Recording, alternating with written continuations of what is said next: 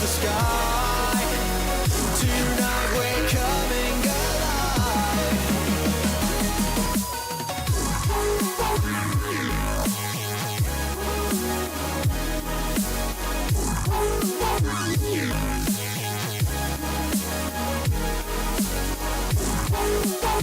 And our hands will touch the sky. Tonight we're coming alive. From the dust we will awaken, and life will fill our veins.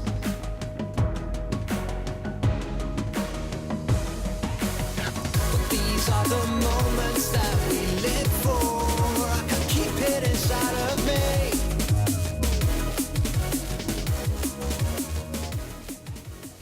Ladies and gentlemen, welcome to PAX. Please take your seats and silence all cell phones. Our program begins now. Ladies and gentlemen, boys and girls and gentle NBs, we welcome you to Tabletops. We welcome you to Tabletop System Wars. Thank you for joining us. Yes. Thank you very much. I appreciate it. This is the greatest panel at PAX year after year. Yep. Yep. You can tell because we are almost tied for the most panelists. Who beat us? I don't know. I just assume there's somebody. And How many people have been with us all 6 years? oh my gosh. You guys are lunatics. Wow. Thank you. Because we've been at every PAX since they got out of the Heinz, right? Yep. Yeah. Yeah. No? We All missed but one? Yeah. Okay. All right, so one of these people is right, and that's how we play our game here today. Because this is Tabletop System Wars. This is the greatest show at PAX because this is the show that's all about you guys being the best and these guys probably being wrong. What we do here is we're all user-generated content. We are going to invite you to come up to the mics here, and you're gonna pitch us your game idea, okay? This is the game you've always wanted to run, but you didn't really know how to run it. Either that, or you've heard of this panel before, and for an entire year, you've been thinking about the worst idea you could possibly pitch to us. And you wanna see what these guys come up with. I'm gonna do a quick warm-up round with our panelists here to get them ready. If you want to start lining up to the mics, you can, but I mean, you don't get a prize or anything. So just come up if you've got a fun idea, you know, and you like standing, all right? So, my panelists, I'm gonna first have everyone introduce themselves real quick. Then I'm gonna give you the idea, because if I give you the idea early, you'll have time to think about it. It won't be a good test run, okay? So I think if can we start at the end with the best panelist? Woohoo, yeah. Yeah. What? I introduced Yeah, introduce yourself, Then yeah. you're going to give me the idea. I'm Meg. I'm from Games by Playdate. We make games like Slash and the new Slash 2 that just came out on Kickstarter. And some role-playing games too, but Slash is our good one. Yeah. I'm Matt Miranda. Mostly I'm a game hoarder. I collect and play as many games as I have the chance to, and there's a lot of dead brain cells dedicated to RPGs here. Yeah. I can attest to that. My name is Bob Smith. I'm with the Gamer Assembly and Battleground Games and Hobbies. You can find Battleground in the exhibitor hall. Go buy stuff there. We sell things. Middle-aged white guy gamer. That's me. In that order. Yeah, extra emphasis on the middle age. Hi, I'm Jim White, otherwise known as TW Wombat or just Wombat. I edit games on the side after my day job lets me get free, and I have been playing since, good Lord, 1981. So I have a massive collection of stuff like Matt and middle-aged white guy like Bob. So And Jim's older than me. oh, shush. Jim's been playing D&D longer than I've been alive. True story. Yeah, thanks. Yeah. Okay. I'm Brent Newhall. I'm an indie tabletop RPG designer. About a dozen games to my name. Probably the most famous is The Whispering Road, which is a Hayao Miyazaki-style tabletop RPG. My name is Tracy. I read, play, and run a lot of games. I volunteer at Games on Demand and occasionally run JiffyCon here in the Boston area. Yeah. Oh, that's why there hasn't been a JiffyCon. Yeah. Yeah. Occasionally. So my name is Brian LaBerge. I am your moderator. And, oh, that was a good echo on that one. And I can't control the volume of my voice because I was originally a theater person who got into all sorts of RPG type things. I also pretend to own a game company. You can find it on the internet. That's Beer Star Games. Beer as in the drink, star as in the thing in the sky, and games as in the French for gamin. So now we're going to do the quick test round here, okay?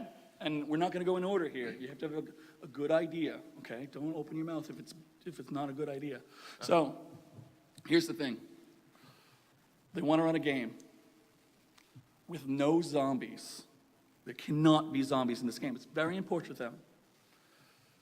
And it's got to be rules light with dice they can find in board games in their house. And the villain has to be the Monopoly man. What system would they run that in? What are they doing? They are defeating the Monopoly man. No, yeah, but You'll hear that a lot from Tracy. like there's no zombies, but are they just sitting around? Can we play poker? Listen, they just know the Monopoly man is evil, and they want the system to support that. So you want to take down capitalist society? That's not what I'm saying. You're right. You're asking too many questions. Who has the right answer? I have the right answer. Yeah. The answer is Rhesus. Oh, Rhesus, why? Because Rhesus is a small game where the rules fit in a paragraph. It uses D6s, you create cliches, you roll on those cliches, and they tell you if you succeed or not. That's the entire system. That sounds pretty good. Anybody have a better Well, answer? it will be good, but Brent is wrong. The Yeah. correct game for that is Fiasco, because this game sounds like it's going to be a complete train wreck from beginning to end.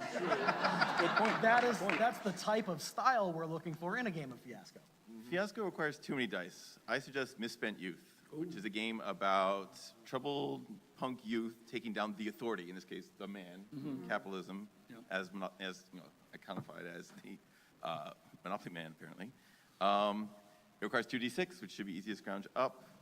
It also has very fixed format in terms of how long it's going to be. So it's going to be, there's basically 7 really cool scenes that happen, and it only needs 2d6. Great. No? Okay. No, I've got one. I'm yeah. going to go with Monster of the Week because I think that the Monopoly Man could be one of the monsters. Oh, yeah. And it's powered by the apocalypse, so it's just D6s. Yeah, that's good.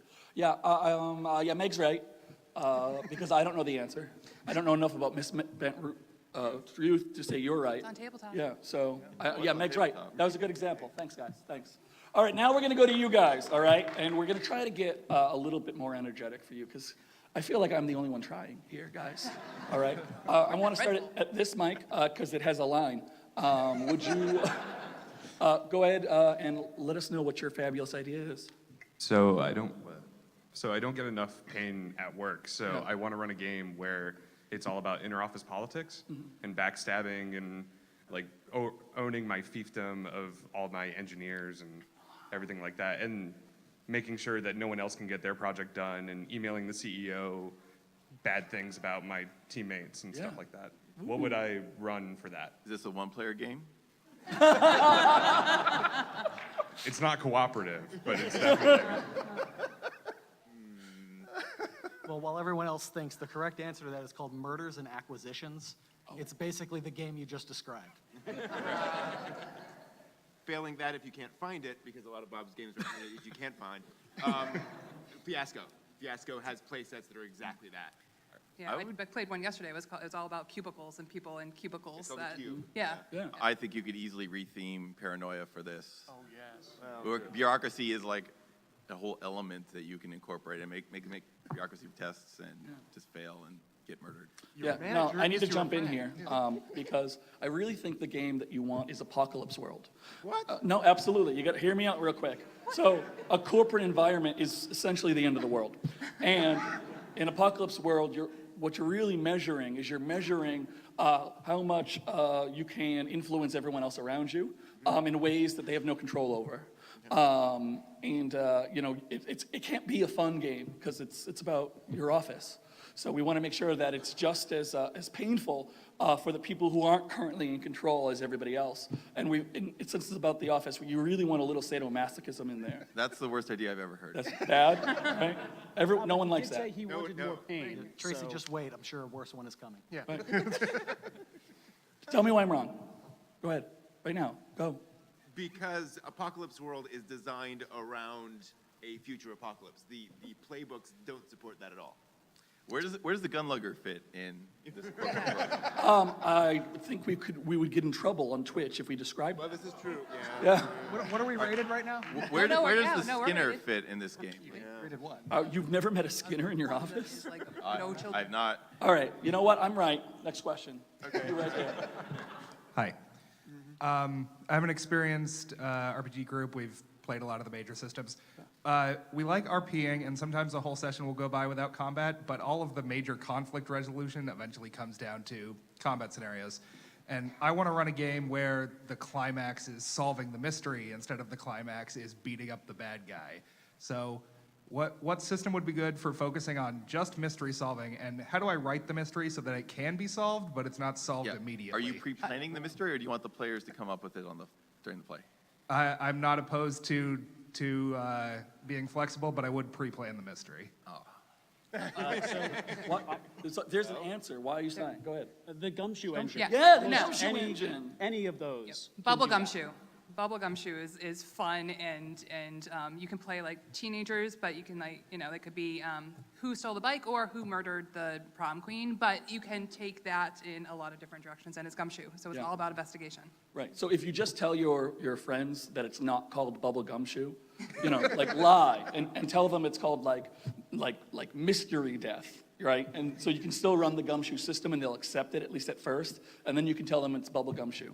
Because Yeah. I have a feeling your friends will be weirded out by the teenager solving mystery on the cover. And if you want to sort of start and then go to there, Call of Cthulhu. Because Call of Cthulhu is all about investigating weird things and finding out what happens. The problem is everyone goes insane. All the characters just will go insane, basically. Brent, actually, the problem with Call of Cthulhu is the rule system in which it is impossible to actually solve mysteries. What? Yeah. If we want to go with Cthulhu, let's do Trail of Cthulhu, Oh, which Yeah, is based on Gumshoe. Gumshoe. Yeah. So at least Gumshoe gives the players the ability. Like, clues will drop into their hands Yeah, as you play. So it solves the mystery. It solves the mystery of, oh God, they didn't roll this thing and now they're stuck somewhere. If you want to give up on having the plot solved in advance, I would recommend Inspectors. Yeah. Especially if you want a comedic element too. So the players, when they roll, if they roll well, then they get to narrate what happens. So you start with a very weird sort of situation, and they get to, as they investigate, they can introduce what the problem actually is, and then they get to deal with it. And when they roll poorly, you as a GM get to introduce complications. Inspectors is basically Ghostbusters as a reality TV show. Yeah. Imagine. Yeah, so It's hilarious. everyone gets 20 points except for Brent because he was wrong and Tracy because he could have stopped. Your turn. Hello. I want to run like a Bring It On style, like dance combat, like RPG, where you go around to like different areas and like start in your neighborhood and go all the way up. But I want it to be a little bit crunchy because I want my players to agonize over how hard they're getting served by the YMCA Brother Sisters program.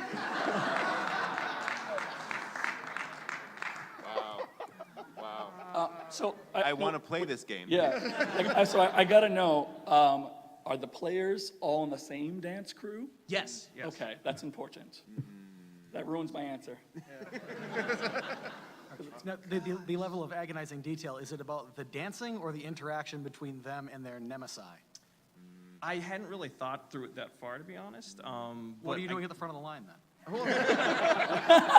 No, that's fine. You're okay. Hey, what's the Mobile Frame Zero game about the mech pilots? And it's really about the pilots, not the Firebrand. Firebrands. That's it. That's what I'm thinking, because what it's really about, it's not about, yes, the stress of combat is there, but it's about how stressful it is, not about the combat. So yeah, you can play through those dance scenes, but at the end of the day, it's about dealing with the fact that Frankie was a step late on the third row, and it screwed everything up, and it cost lives. So I'm going to take this in a different way. Yeah.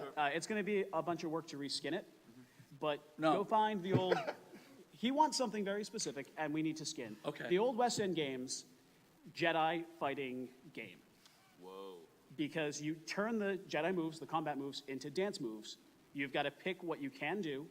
You have the very specific crunchiness of how this happens and what reactions can respond to it. And I think you could make something out of that.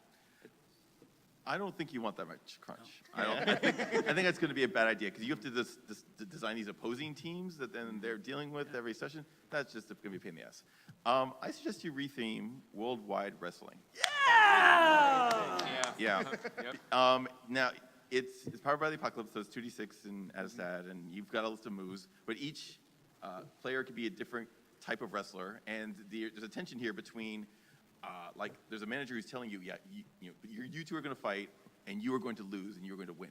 The players may or may not have to, they don't have to abide by that if they want to win and get the glory for themselves. Mm-hmm. So I think that sort of tension between the team will also be exciting as well as like, okay, now you deal with this other group that comes in for the competition. And Worldwide Wrestling has like really nice scene distinction between the fight and the prep for the fight that's public, Backstage. and then the backstage, the real backstage. So that's Tracy. That you got your points. You know those points that everyone else got, they're yours now. Get out of my line. Thank you.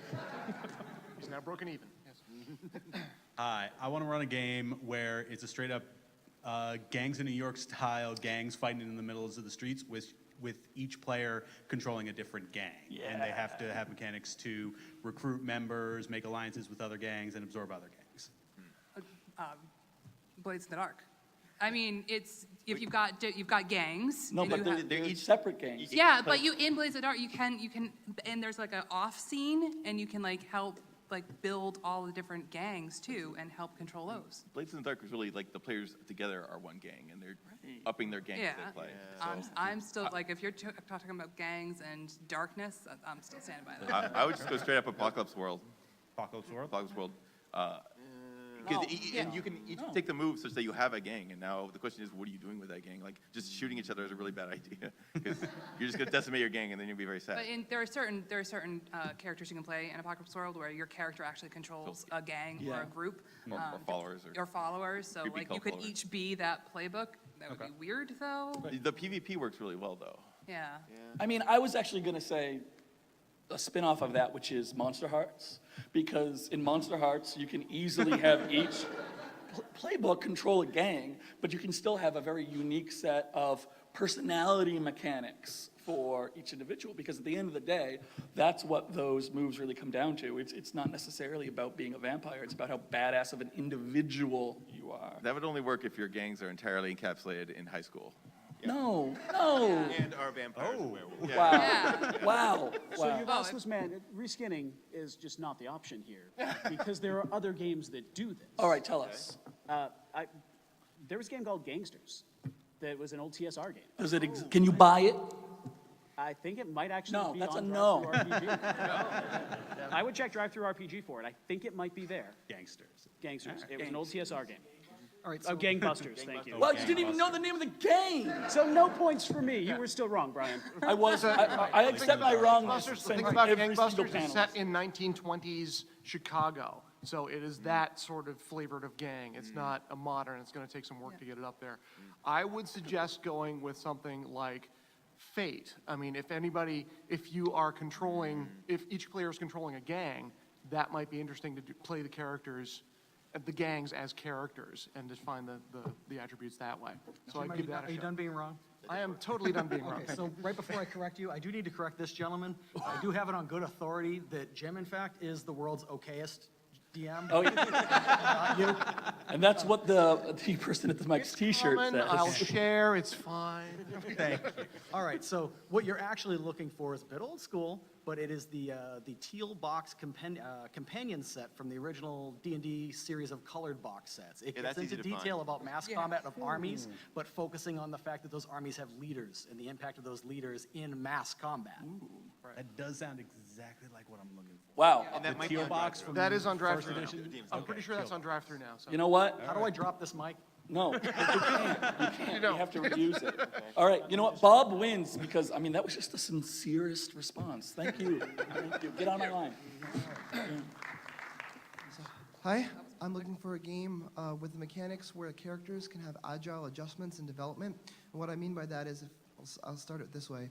If any of you have played like Path of Exile or Transistor, things where rather than having a started spell set or set of abilities up front, they will develop their characters and then they will collect abilities that they can almost slot in and out and combine to make those types of abilities. I want to be able to provide mechanics to the players that I think that they might need and have them have a limited resource pool of, here's a bunch of abilities, hope you can choose the right ones for the fights that you're going to go to. Have you seen the tabletop version of Fate with Ryan Macklin? I have Because not. he basically does that with Fate. Yeah. You start the game and you have this vague idea, okay, you have your top 2 attributes chosen at the start of the game, and then as you go through the game, you're like, okay, well, we're in this situation now, let's define a stunt for you, which gives you a bonus in this situation, but can also give you a detriment in other situations. And it's a very, very collaborative way of just building your character as you go. That's so that wrong. might be- That might be could the way not to be go. more wrong. The fate, and the whole idea of fate is that like you're setting up these aspects of your character that are already established, and so it's harder to work into them. The game that I hate, I'm taking Tracy's thunder right here, but I'm gonna say Burning Wheel, because in Burning Wheel, like the whole point is that you start with like a basic character. You don't even know who your character is yet. You do like create a character, but your character as it stands needs to grow as the game goes on and change drastically. I don't think, I love Burning Wheel, but I don't think you can I easily hate it. slot in changes for your character. I think Fate actually does make a lot of sense here. If you don't mind your characters being like hyper competent and action oriented and willing to basically penalize themselves with their aspects to complicate their lives during play. Yeah. 'Cause that's going to drive the Fate economy. That's a cool idea, but I disagree. Because I think the correct answer here is actually Marvel Heroic Roleplay. No. Fate's correct. Next person. That's right. Finish your thought. Right. But you're wrong. No. You're okay. Come on. No. All right, so mine is kind of boring, and I'm assuming you guys have got this in previous years, but D&D. Next. my whole group loves the world and lore of Dark Souls, and I want to run a game where I take them through the story of at least the first game, if not more than that, and preferably something with a D20 system, but not necessary. Say the Dark Souls. So, Dark Souls. Dark so you want a Souls. game that will, it'll be a challenge the whole time. Yeah. How do you, What are they doing? If, like Dark Yeah. Souls is a one-player game, right? Yeah. So but- how is the party working together and just murdering things, or what? I mean, yeah, like adapting it to like go through and like the scenarios and like bosses from the game, but like adapted to fit with a party setting and like not really from a story-based setting, but just like mechanically making it like. Do you expect them to die a lot or suffer a lot or both? I guess like expect them to die a lot, but like death like is not the end of the character type deal. Okay. Yeah. Tracy? Yeah. I'm thinking Lamentations of the Flame Princess, but I think you have something else in mind. No, you talk about limitations. Yeah, talk about So Lamentations of the Flame Princess is, it's a weird horror fantasy RPG. It's very much a old school love letter to D&D, where the author has gone through and made it painful. Your adventurers do not want to be adventuring. Like They they've don't. made a bad life choice to It's- start adventuring. Yeah, anybody who chooses the adventuring life is going to die horribly. That's why you don't have a world full of adventurers. But it does have some very creative things around magic.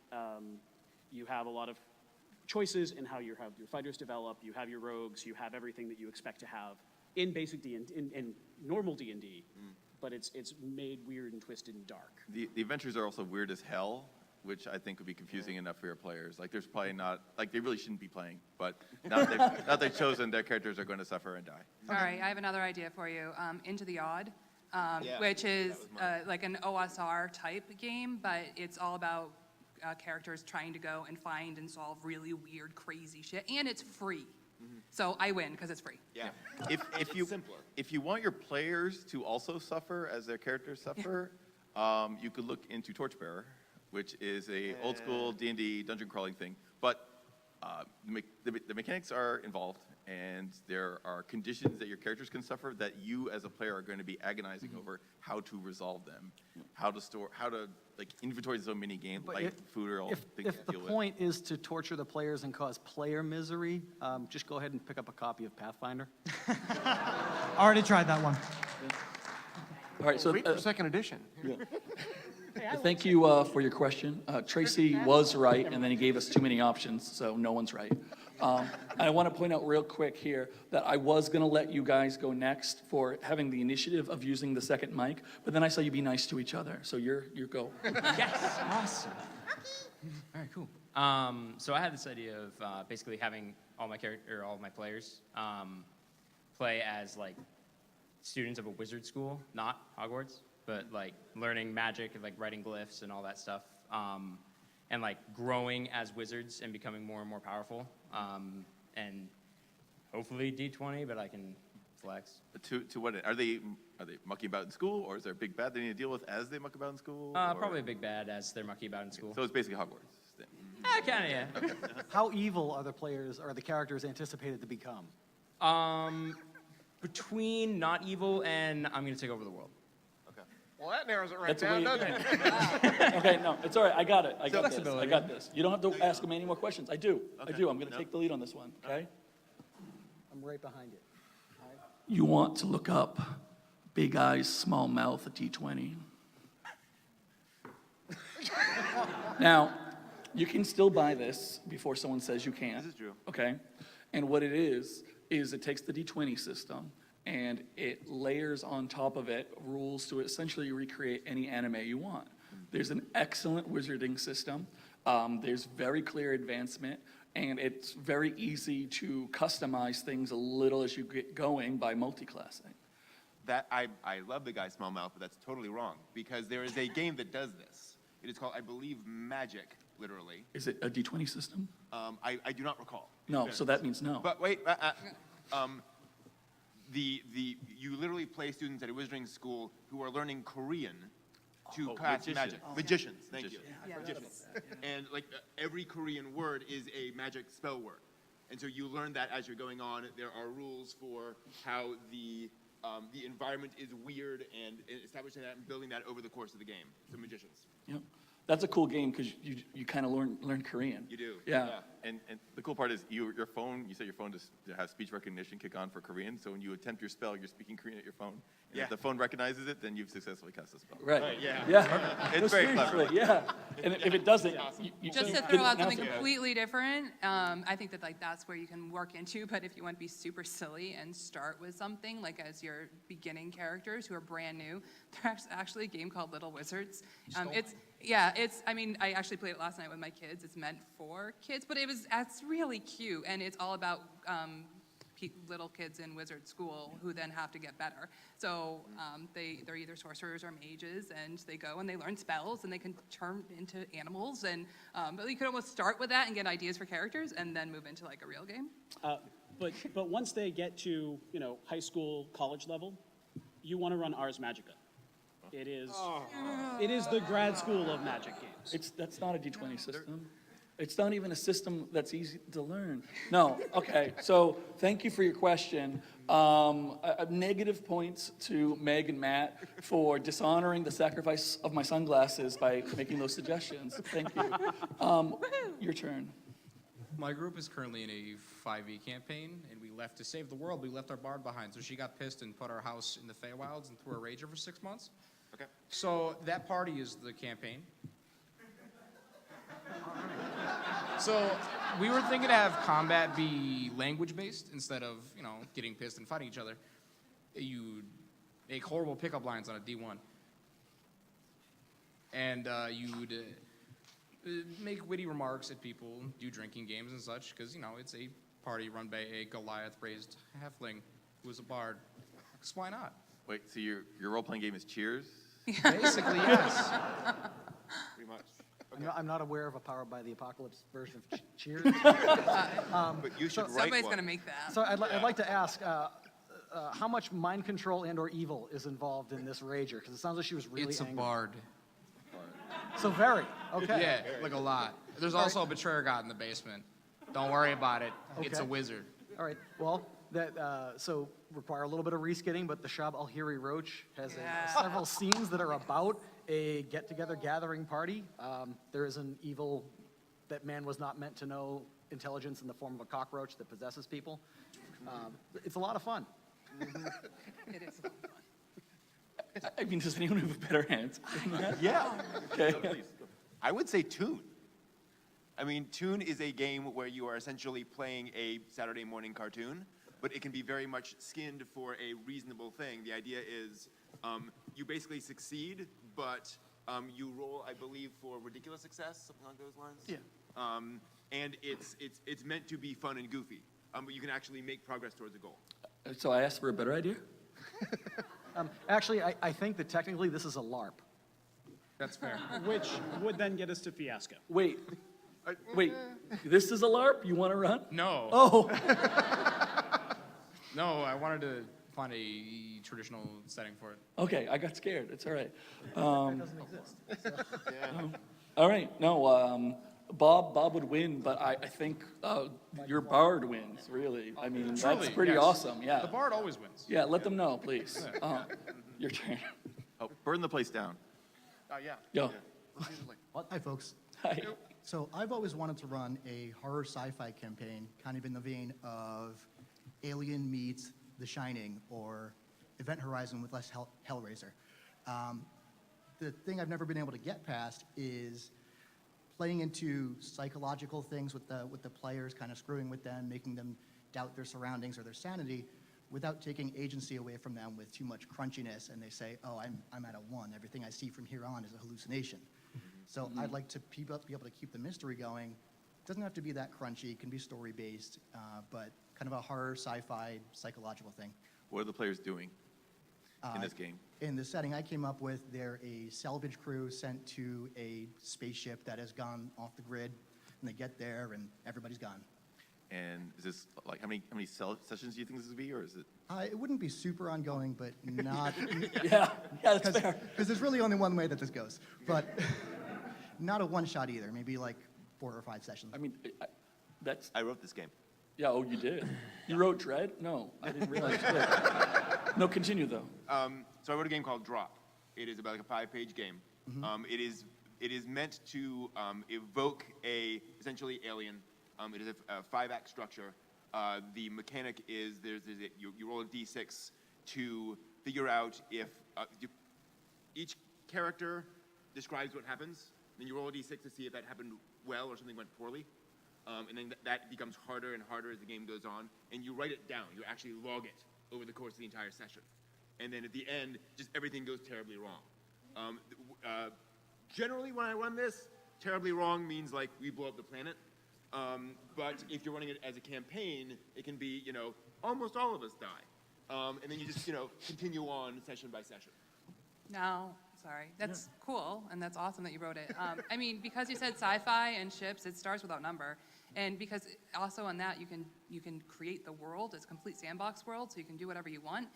But then the GM gets a turn and can have things keep on happening in the world, even if the other PCs aren't there to do it. So they could be the DM could actually be creating this horribleness and this horror in the background. So they leave a place and they think it's fine, and they go back, and now there's all kinds of things have happened there, which would be really weird and creepy. If you want more And it's free. And it's free. So is Drop. Yeah. If you want more Aliens style, Marines coming in, killing things, and psychological horror eventually becomes a problem, I would look at 316 Carnage Amongst the Stars. Except you'd have to limit it to this one ship. Or I think as you play, you'll see that you're going to go beyond the ship at a certain point. And the characters do flashbacks as they play to save themselves from a deadly situation. And as they progress, spoilers, hatred of home becomes an issue.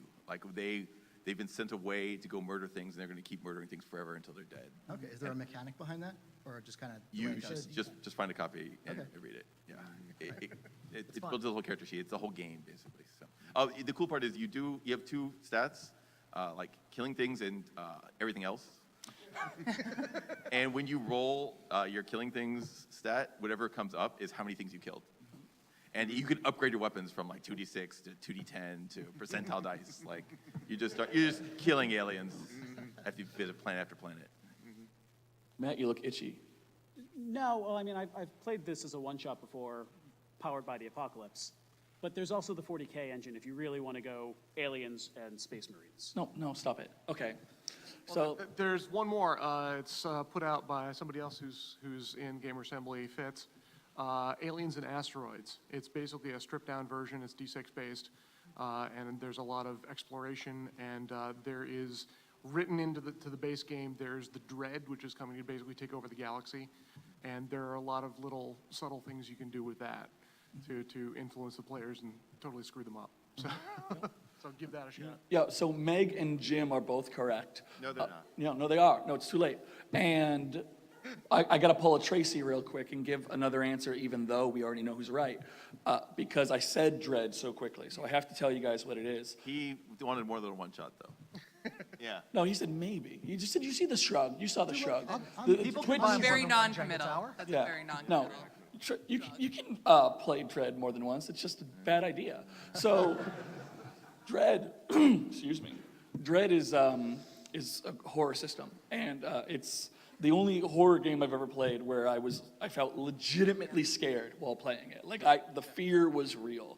You can find it at any store that's good. And Dread does include an example mission that is exploring a creepy ship, very, very eventful. Right.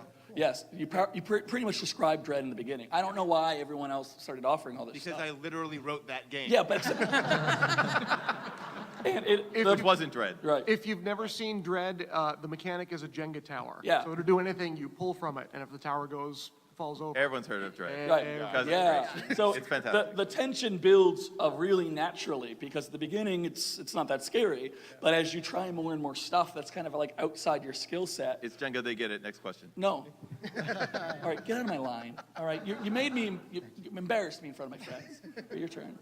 Hello. Although I am not a DM, but my friends and I play a lot of D&D together. But however, I realized that they like to play a lot of chaotic games where basically everything just goes beyond logic. I'm shocked. So I thought about what if I had a game where basically instead of playing as adventurers, you play as sort of the monsters or the enemies of it, and you just go off and just do some random stuff, and there's basically no objective to the game. And what system could actually fit into All right, that? so first question on a scale of 1 to 10, 10 being absolutely insane, how slapstick is this going to be? It's gonna be a 9. All right, so the correct answer is Kobolds Ate My Baby.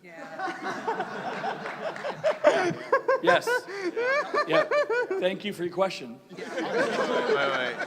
If you wanted less slapstick. No, he just said no. He said 9. He said 9. He said Tracy. He said no. I'm open for suggestions. Okay.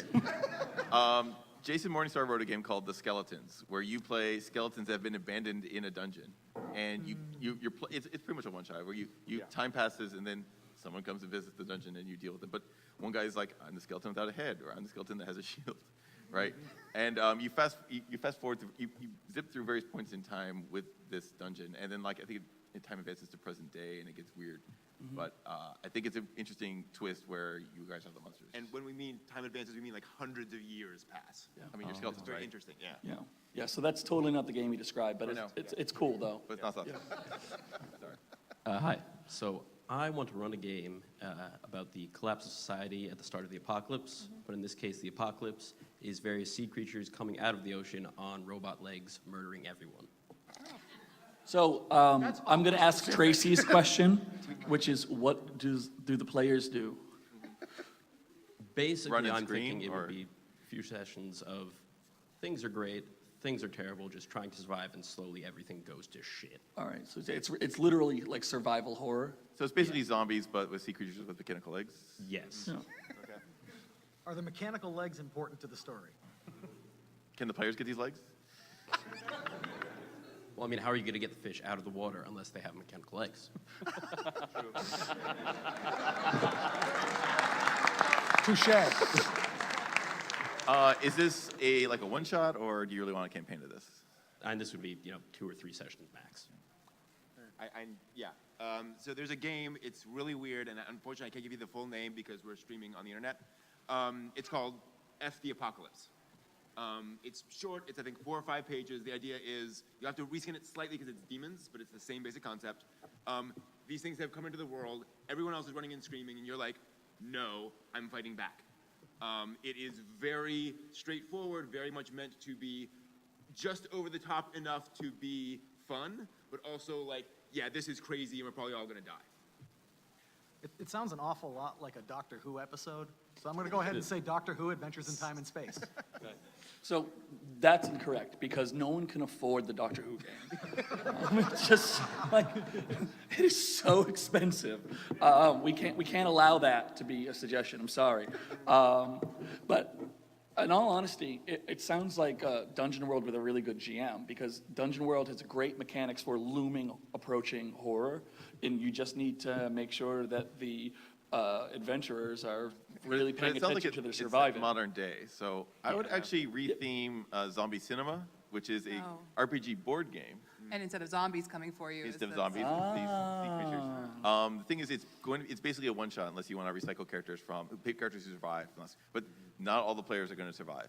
And it has a big little board game when one piece is the players, and the other piece is the things that catching up. And they will catch up, and they will die. So I would use that straight up. Apocalypse World works too. I mean, you know, it's the standard here, but you can make the world an Apocalypse World so that you can make that world. Right. There is one other option. It's does what you want. I just don't actually like the system, which is Cthulhu Tech. Especially if you have the whales on giant legs coming through and doing all kinds of awful things. And krakens and whatnot. What do you not like about Cthulhu Tech, other than everything? Like the dice mechanic. The dice mechanic is real bad. Yeah, well, the dice mechanic was real bad, and depending on the DM, it always went weird places. Yeah. All right. So I think clearly the winner of that one was the answer to the legs question. So thank you. And it's your turn. Yeah. So I have a game that I ran last summer using the bubblegum shoe system, and this summer I'm going to be running season 2, and we need to change systems.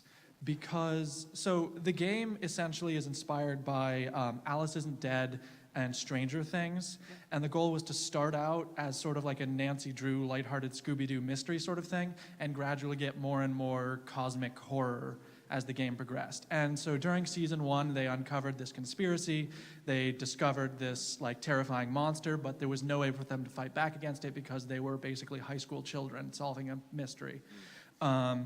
However, in season 2, based on what happened in season 1, the first campaign when we had time for it, the players want to be able to have actual combat against them, like the creatures, which is just basically the Thistle Man from Alice Isn't Dead, if you're familiar, in addition to this government conspiracy around it. And I want to give the players the option to develop weird mutant or supernatural abilities if they're interested. That's the kicker. But I still want to have this same sort of conspiracy mystery going on behind the scenes for them to uncover as they play. It's Monster Hearts. Monster Hearts? Monster Hearts. You're playing high schoolers who are now a little bit older. That's what Monster Hearts is, and each one of them can turn into a monster, secretly or non. Right. Each playbook is a different kind of monster, but then there's also a normal person, so they could be that too. But it could be like, oh my God, I'm a vampire. What do I do? And a few of the monsters in Monster Hearts are like pretty normal until they really start advancing. Yeah, and they can hide it, and they may not even know at first, and then it comes out. The problem with that is that Monster Hearts is more about the interpersonal relationships and less about external stuff. So that's actually still pretty important. So that sounds perfect. Right. And it's a fantastic game. Okay. It is a really fantastic I game. have another answer, but fine. Yeah. I mean, another Just tell us the aspect other. of it is that in season 2, one of the big events is going to be like a big government quarantine of the town. Yeah. So that's a sort of I played interesting that aspect game of in it. Monster Hearts. Right, I that's played even- that exact yeah, same yeah. game in Monster Hearts.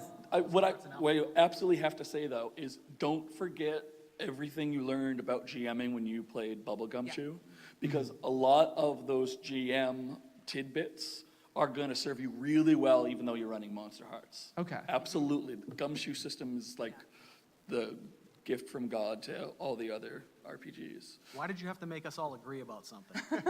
Well, actually, I'm going to throw one other thing out there. Yeah, I know. So we don't agree, because we can't. Yeah, and Brent was already wrong. Ashen Stars, it's still the Gumshoe system, but it's sci-fi. You wind up with aliens, there's some psionic things going on in there, and that can be some of those powers that the teens develop as they go on. But it is very sci-fi, it's more Star Trek out in other planets, but you already know the system, and you can pull the pieces you want back into Bubblegum Shoe, because they will work. Yeah. So all points go to me because I'm going to say Monster Hearts 2. Yeah, because that's it's what just, I meant. You're right. Oh, is that what you meant? Then say it. Sure. Monster Hearts. Thank you very much. Is it dark and twisted here, or is it just me? I'm just... All right, I'm looking to run a game that's basically the group is going to be a group of small gods. People like the god of the drawers that doesn't get stuck and stuff like that. Little things that you pray for. Genius Loki by the same person who created Honey Heist. Thank you for your question. No, go back there. No, I'm going to go ahead and throw out part-time gods, like Hilo La Santa. That's pretty much exactly what it is. Really low rent, low budget, supernatural beings that There's can't do a also whole lot. there's also the original one of this, which is called Nobilis. Yeah. It's more crunchy. It's a little more It is- highbrow. It's a little more highbrow, but it does everything you want. Can you get Nobilis at all? I think they recently re-released it. Okay. You can download Genius Loki for free. It's If only one another page free long. one, though, if you're Oh. interested, is Godbound, where you play newborn demigods. So they're new, and it's free. And it's by the same guy that did Stars Without Number. And that was Godbound? Godbound. Cool, thank you. Hi, so I love the horror genre and I love messing with my friends even more. So I would love to run a horror game that really plays with everyone's perception of reality, where maybe it's mechanics light and really the only mechanic is after a short scene of RP, we roll dice to determine how accurate everyone's perception of reality is. Oh, okay, that's the twist. All right. Ideally one session. I want it to be so distressing that they never play with me, maybe ever again. What are the players doing in the game? Just sitting around talking, or? Well, really, it could be fit for any generic horror movie scenario, but really one that's more slow burn, less action, and more maybe where they're just locked in a room trying to determine what's going on and trying There to are survive. easier ways to fire your players, you know. No, but I think that the key differentiator here is that after every scene, they need to question what was correct. Yeah. Yeah. I honestly think Fiasco with the, well, I would start with Camp Death. Yeah, Camp Death is fantastic. The Camp Death playset, it's very, what's the horror Friday genre? the 13th. What? It's Friday the 13th, but you are campers at Lake Crystal. So, and you're like, ooh, we're like, so-and-so, like so-and-so, and then all of a sudden, like, somebody's dead. And, yeah, so December camp goes really I bad. think what works really well here is that you play out a scene, and at the end of the scene, you get a die that says this is a good for you or bad for you. But this was the truthful scene, or there's some sort of element that's incorrect, and you guys can decide at the table what is incorrect. And then you keep playing, and you can jump in time very easily. You can say, oh, this scene's actually previous to this other scene, right? Yeah. I'm almost certain there was also a scenario for Dread that does this. Okay. And the advantage of Dread is it will literally cause physical dread in your players. Yeah. Oh, I adore that game. Yeah. Yeah. Yeah. Never played Dread with Philippe Antoine Menard. Really? Yeah. Oh no, it's just awful. Okay. He's a game designer. You might bump into him at a convention, and no Goes by one. chatty DMs. Yeah. No one on the planet is that good at pulling a block out of the tower. It's not okay. All right. Thank you. Yeah. All right, sticking with the horror theme, thank you for bringing up Dread. So when I first heard about that game, I'm like, I have to write a horror one-shot for that for all my friends. Yeah. And I don't know if that's the right theme, because I wanted something more player-focused and role-playing. That's Dread. I don't know. What do you mean but you if I'm don't on know? multiple sessions. So the scenario that I was coming up with, that all the players are strangers on a bus driving down a lone deserted highway, and due to powers out of their control or for whatever reason, they end up at a strange hotel, and it turns out that it's the hotel from the song Hotel California by the Eagles. All right. Okay.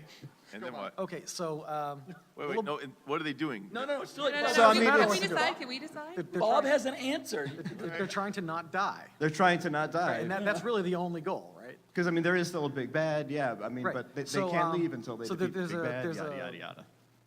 General sci-fi games, not necessarily Star Trek or anything like that, but sci-fi game called Psyrun. It's about people who are have psychic powers and amnesia, are being transported somewhere that they have been prisoner. The vehicle crashes. They are now free. Go. Don't get caught. Yeah, but now It's trapped all in a about. hotel, I think It's that all would be about being boring. pursued. You can't get out of the Hotel California. It doesn't matter how many rooms you go. You're still there. You're always running. Yeah. They're There. catching up with you. It's all about the chase. They don't even have. I like the idea of the death, though. I mean, so like, there's a game called Last Girl, where it's a horror Final and like Final Girl. Thank you, Final Girl. But so you take turns playing the killer, and you basically play like war to see who dies. And each round, one of the players dies, and then you fill in the story around that. I still don't understand why you can't do this with Dread. No, I can. I just want to know if there's. I just want to see what my options are. What other horror genre, you know? All right. No, you're not on the panel. All right. All right, well, she's in the game or something. Yell. What? Durance. Oh, yeah, Durance. Yeah. Why? That is super weird. You'd have to retheme that. Like, our Durance is space penal colony a la Australia, right? It's Space Australia. Yeah, and I guess maybe if you have to pick the right cards such that your planet is like a Hotel California, I think it's a stretch. You could look at Durance. Durance is very interesting. I'll stick with Dread for now, though. Okay. Thanks. Wise choice. So I have in the past attempted to run a game with a absolutely stupid number of players, like 16 plus, and I have made the mistake of attempting to do this in GURPS. That sounds like two mistakes. I'm gonna step back here. They're not all in the same party. They're kind of scattered around the setting, interacting with each other indirectly, and some of them hate each other's guts. So is there a Yeah, there's 16 people. Of course they do.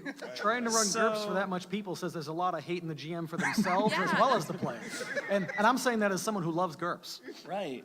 So the idea would be to have a system that would allow me to run these without so much having to get everyone in one place at one time to run it at a reasonable pace, and preferably also being able to mask which characters are PCs and which are NPCs, obviously not to the people who are playing them. Get a second GM to co-GM with you.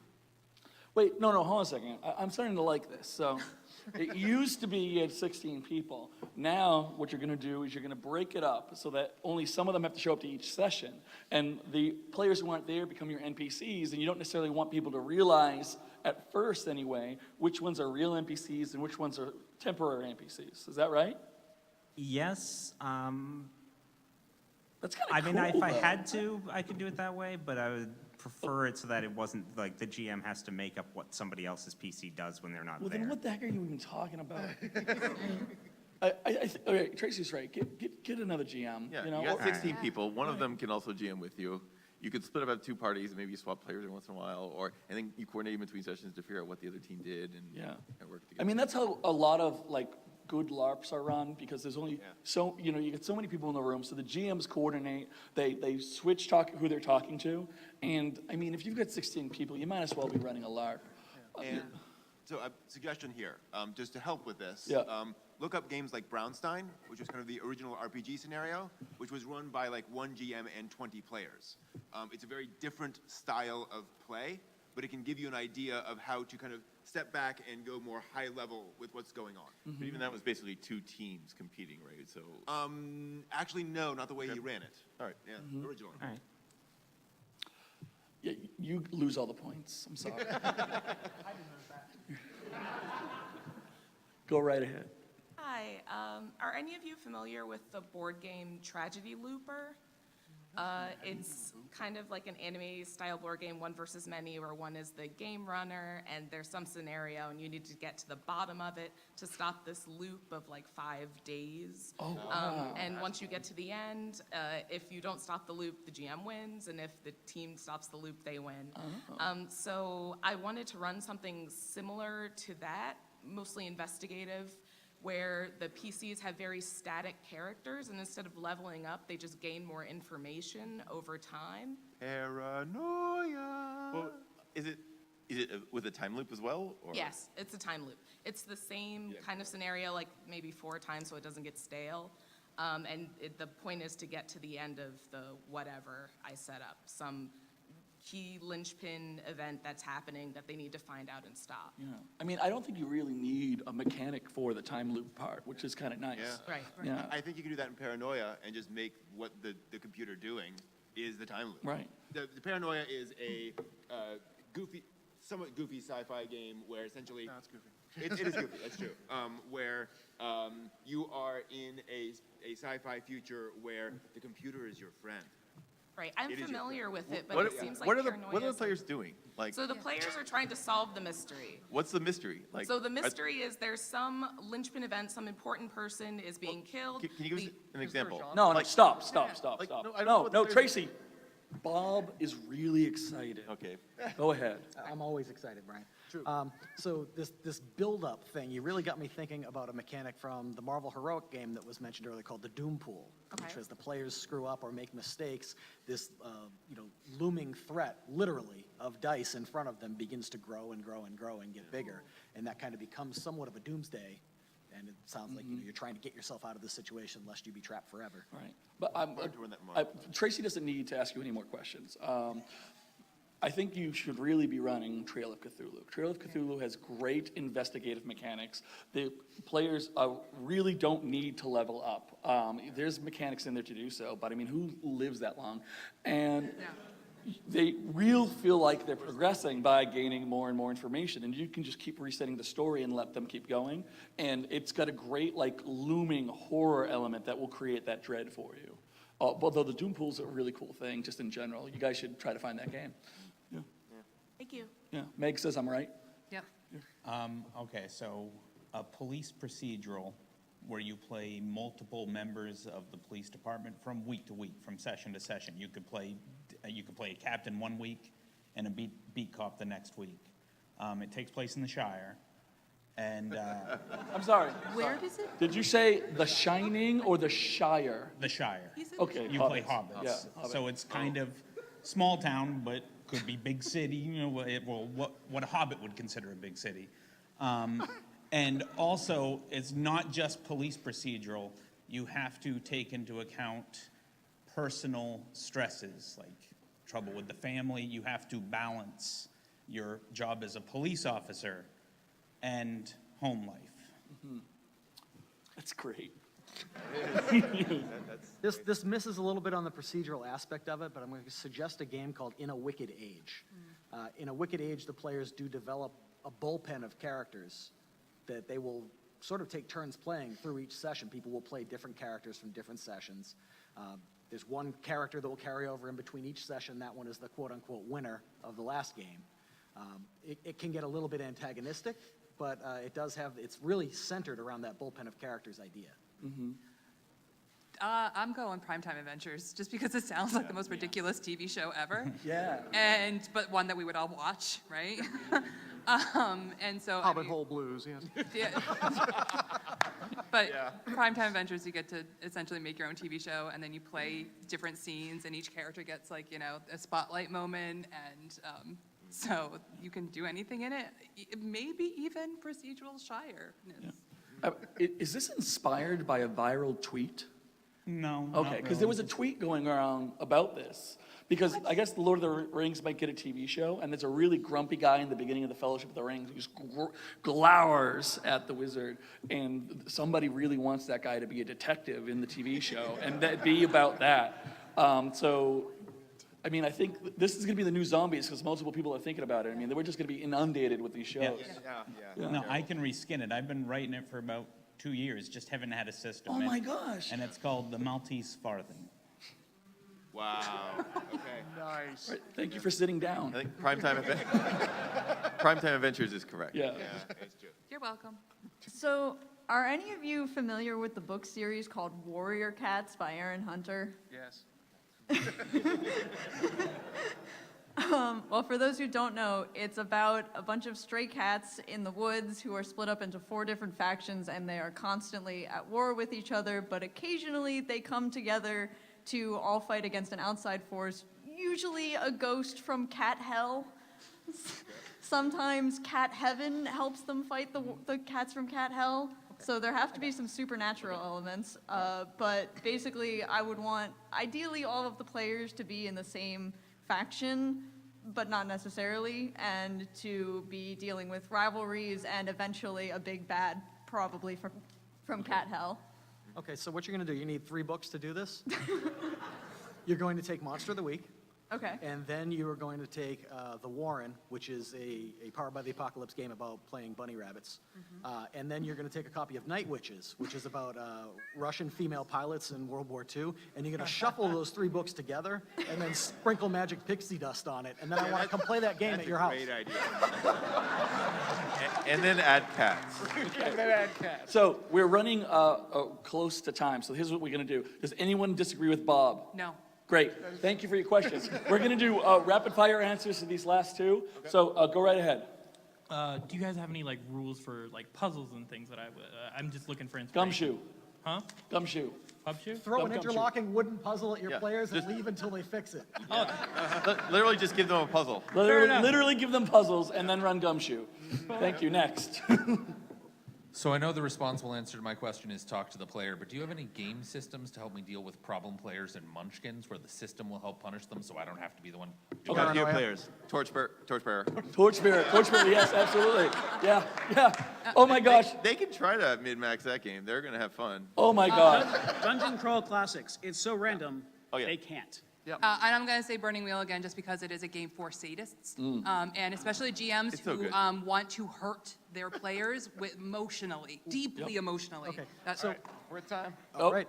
Yep, we're at time. So thank you all for coming, and please play bad games.